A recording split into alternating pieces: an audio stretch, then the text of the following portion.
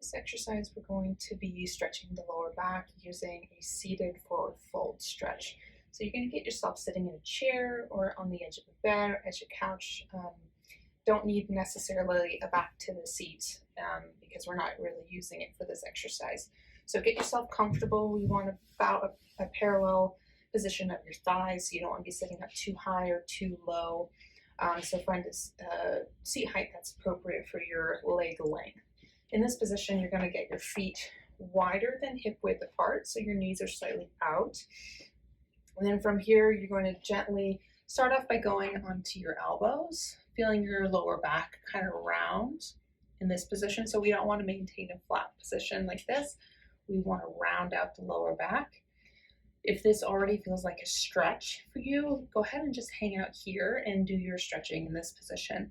If this feels like it's too easy, you're not feeling a stretch in the back, you're going to drop yourself down, reaching towards the floor.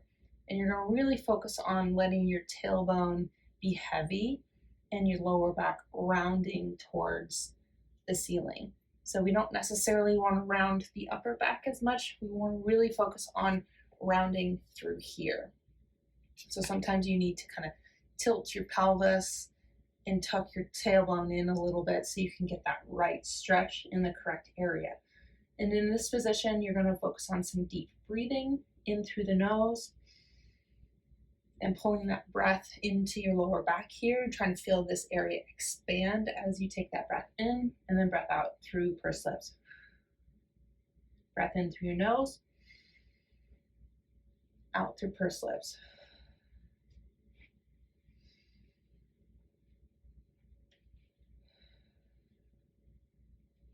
You want your head to be relatively relaxed down, so it doesn't necessarily have to be hanging like this, although if that's comfortable, go ahead and do that.